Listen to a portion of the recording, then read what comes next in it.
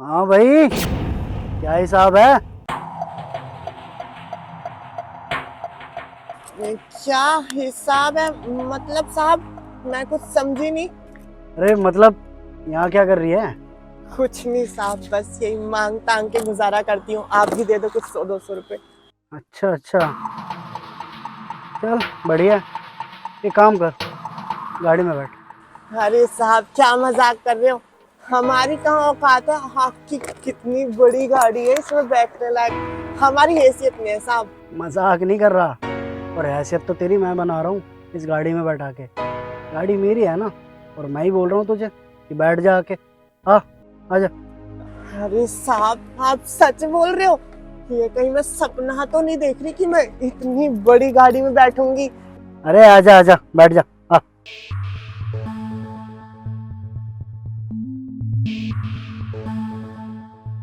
अच्छा, ये बता, कहाँ रहती है तू? कहीं ज्यादा दूर नहीं साहब, यही पास में मेरी झुग्गी है, वहीं रहती हूँ मैं। अच्छा अच्छा, और ये जो काम कर रही है यहाँ खड़े होके, कितना कमा लेती है इससे? ज्यादा कुछ नहीं साहब, बस यही 200-300 रुपए कमा लेती हूँ। हो जाता है दाल रोटी का गुजारा। दाल रोटी? हम्म, दाल रोटी वाला काम करने लायक है नहीं तू। तो कुछ ऐसा करना जिससे तुझे रोज बिरयानी खाने को मिले। क्या मतलब साहब, मैं कुछ समझी नहीं। कैसी बहकी बहकी बातें कर रहे हो? बैकी बातें नहीं कर रहा हूँ मैं, तेरे मतलब की बात कर रहा हूँ मैं। देख, एक काम है तेरे लिए, और तेरे को उस काम के पूरे 5,000 रुपये मिलेंगे। बोल, करेगी? क्या साहब, 5,000 रुपए? वो भी एक दिन के? ऐसा क्या काम होगा साहब, आप बताओ ना। मैं कुछ भी काम कर लूंगी। अब 5,000 रुपए मिलेंगे ना? आप बताओ बताओ। ठीक है, कुछ भी कर लियो, लेकिन थोड़ा आला टेढ़ा काम है। देख ले, सोच ले, कर लेगी ना? हाँ साहब, आप टेंशन मत लो, आप बताओ तो सही, काम होगा क्या? चल बताता हूँ। मेरे कुछ क्लाइंट हैं, अक्सर मुझसे बोलते रहते हैं कि उन्हें थोड़ा सा ना मनोरंजन करने का टाइम चाहिए होता है, यू नो, घर वालों से हट के। तो समझ रही है ना क्या बोल रहा हूँ मैं? ज़्यादा कुछ करना नहीं है, 2-3 घंटे के लिए उनके पास चले जाइयो, और वो तुझे 5,000 रुपये दे देंगे। अब बता, 200-300 रुपये अच्छे हैं या 2-3 घंटे के 5,000 रुपये? अरे ओ सुनो साहब, आप मुझे जैसी किन्नर समझ रहे हो ना, मैं वैसी किन्नर नहीं हूँ। मैं बहुत अच्छी और संस्कारों वाली किन्नर हूँ। मैं ऐसे कोई भी काम नहीं करती जैसा आप मुझे सोच रहे हो। अरे मैं बहुत अच्छे से समझ रहा हूँ, तू गलत समझ रही है। तू पहले बता, करेगी हाँ या ना? साहब, मैंने आपको बोल दिया ना, मुझे 5,000 तो क्या, अगर आप मुझे 10,000 भी दोगे ना एक दिन का, मैं तब भी ऐसा कोई काम करने में इंटरेस्ट नहीं है मुझे। मैं जा रही हूँ। अरे बात तो सुन मेरी। अरे, कैसे कैसे लोग आ जाते हैं। अभी तो मर रही थी गाड़ी में बैठने के लिए। सुन, आज भी काम नहीं हुआ।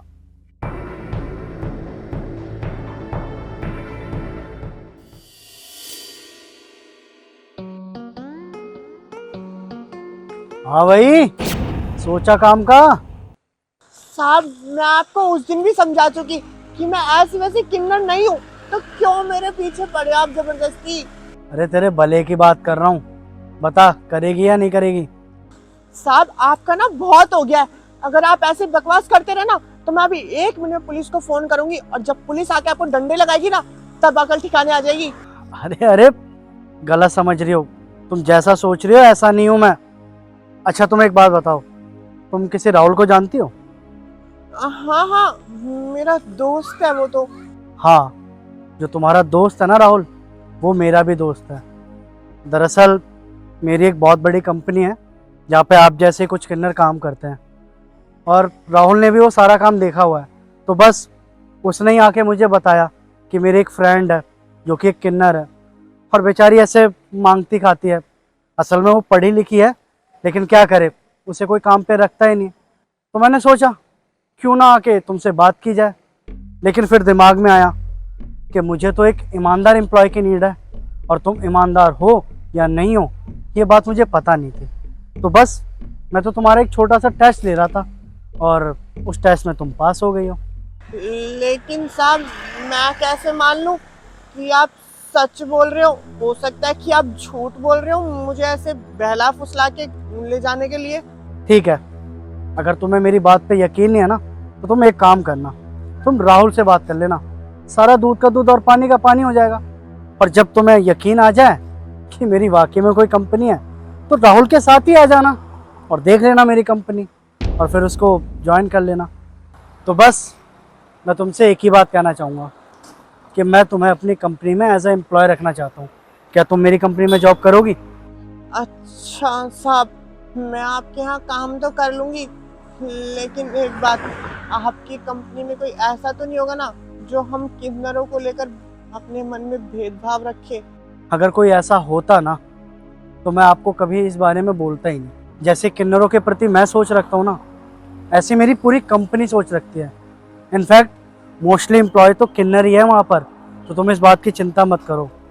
बाकी मर्जी तुम्हारी है, अगर तुम्हें ठीक लगे तो आ जाना, वरना जैसे ऊपर वाले की इच्छा। चलता हूँ। रुकिए साहब, मैं आपके साथ आपकी कंपनी में काम करने के लिए तैयार हूँ। और साहब, मुझे ना कल की बात के लिए माफ कर देना।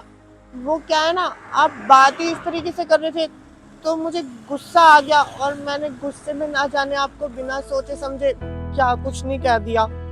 अरे कोई बात नहीं, तुम्हें पता है तुम्हारी जगह कोई भी अच्छी किन्नर होती है ना, वो भी मुझे ऐसे ही जवाब देती, वो भी अपनी बातों पे अटल रहती जैसे तुम रही हो। और मुझे तो इस बात की खुशी है कि तुम पैसों के लालच में आई नहीं। तुमने जो मुझे बोला उस बात पे अड़ी रही, और तुम्हारी यही बात मुझे बहुत अच्छी लगी है। अब अगर सारी बातें खत्म हो गई हो तो चल के मेरी कंपनी देख ले एक बार।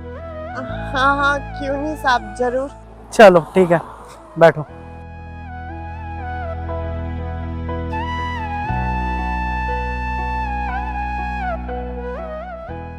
ना हूँ मैं नर, ना हूँ मैं नारी, मैं हूँ एक अर्धनारी।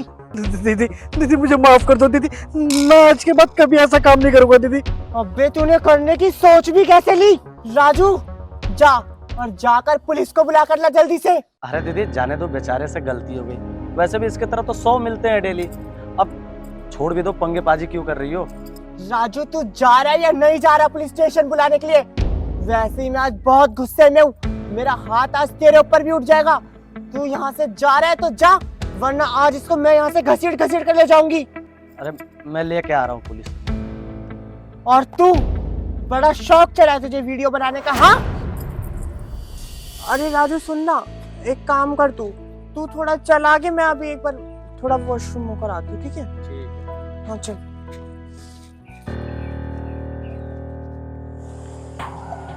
हाँ यार राहुल, आज तो चांदी हो गई तेरी।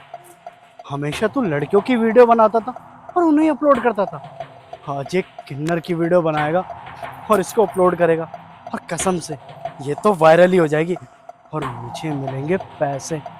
चल लग जा काम पे।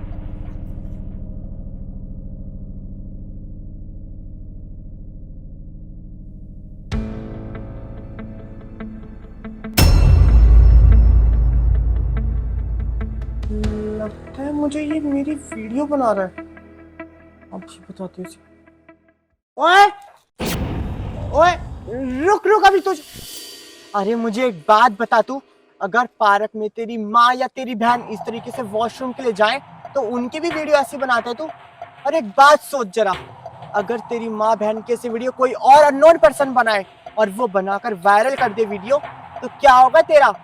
अरे तेरे माँ बाप की, तेरी माँ बहन की, सबकी इज्जत ना मिट्टी में मिल जाएगी।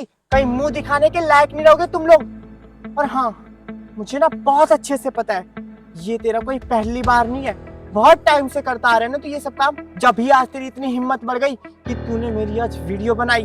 दीदी ये काम मैंने पहले कभी नहीं किया, ये तो बस पहली बार ही किया। पता नहीं क्या हुआ, मेरी बुद्धि भ्रष्ट हो गई थी। लेकिन आपसे हाथ जोड़ के माफी मांगता हूँ कि ऐसा काम मैं कभी दोबारा नहीं करूंगा। प्लीज आखिरी मौका दे दो, माफ कर दो मुझे। अबे तुझे तो मैं ऐसे माफ करने वाली हूँ नहीं, क्योंकि बेटा आज ना तेरा पल्ला एक किन्नर से पड़ा है। और जब एक किन्नर प्यार करने पे आता है ना तो बहुत दिल से करता है, और जब नफरत करता है ना तो वो भी दिल से निभाता है। ना जाने कितनी मासूम लड़कियों की वीडियोस तूने ऐसे बना के अपने फोन में डेटा रखा होगा। और चल मेरे साथ पुलिस स्टेशन, जब वो तुझे डंडे मारेंगे ना तब खुद ब खुद निकाल कर देगा सारा का सारा डेटा। चल।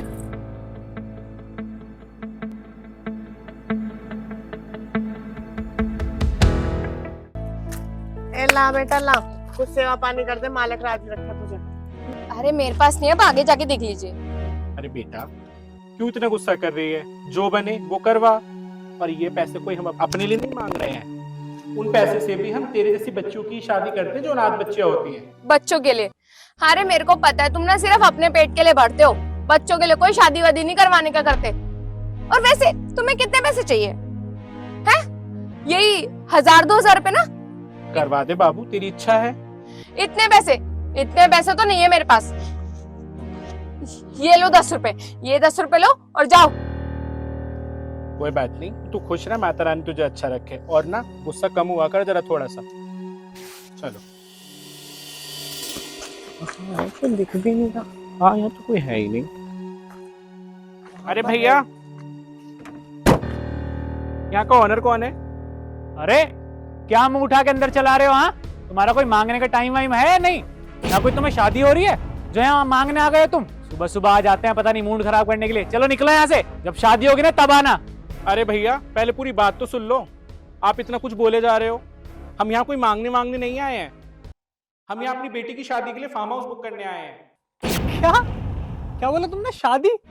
अरे किन्नरों की कब से शादी होने लगी और किन्नरों के कब से बच्चे होने लगे?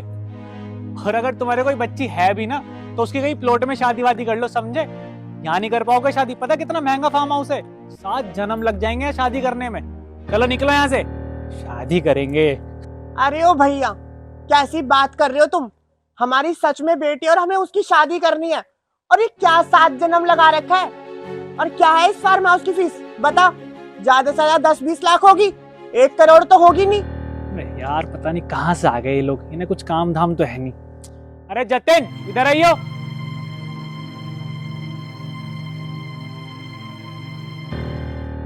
जतिन ये देख, इनको फार्म हाउस चाहिए, वो भी शादी के लिए। अरे अरे ये किन्नर कब से फार्म हाउस बुक करने लगे, वो भी शादी के लिए?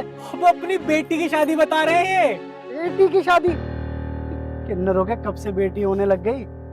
अबे कोई शादी वादी के लिए बुक करने नहीं आए ये इन्होंने मांगने खाने का धंधा बना लिया। मेरी बात सुनो, 10-20 रुपए लेने तो लो और निकलो यहाँ से।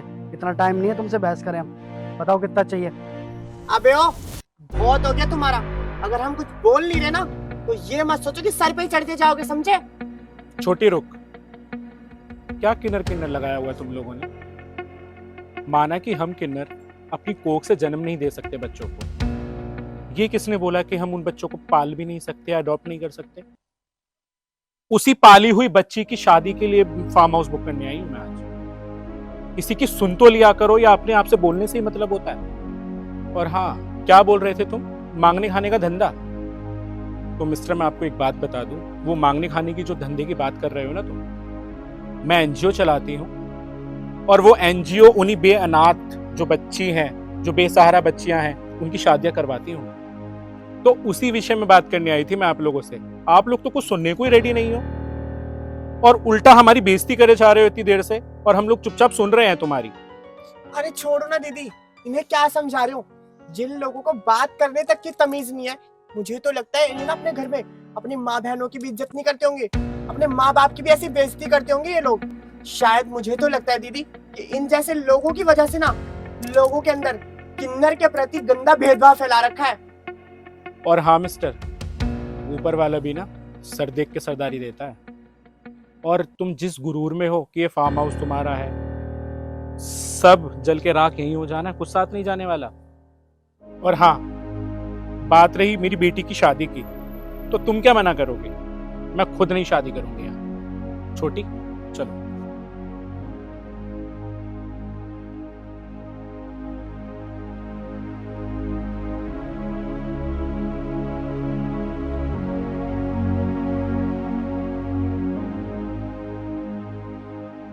हाँ भाई, चल रहा है क्या? हाँ चल लूंगा, लेकिन आप तो किन्नर है ना। अबे हाँ, मैं किन्नर हूँ। तू उस चीज को छोड़, ये बता चल रहा है कि नहीं चल रहा? हाँ चल लूंगा। ठीक है, ये बता पैसे कितने लेगा? आप बताओ ना, आप कितने पैसे दोगे? अबे तेरा काम है ना, तो तू बता कितने पैसे लेगा कितने नहीं। दे देना आप अपनी मर्जी से। अच्छा चल ठीक है। जा बैठ जा। ठीक है।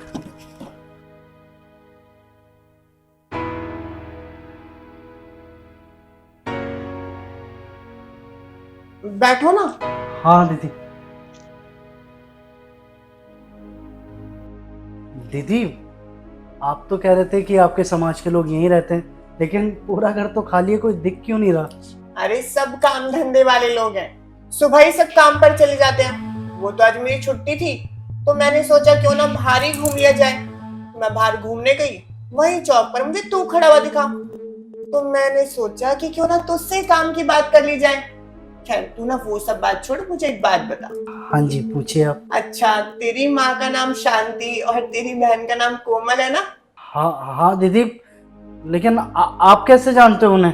दरअसल वो क्या है ना, जो तेरी बहन काजल है ना, वो मेरी बहुत अच्छी फ्रेंड है। तो उसने मुझे तुम्हारे घर के बारे में सब कुछ बता रखा है कि तुम्हारे घर में क्या चल रहा है क्या नहीं।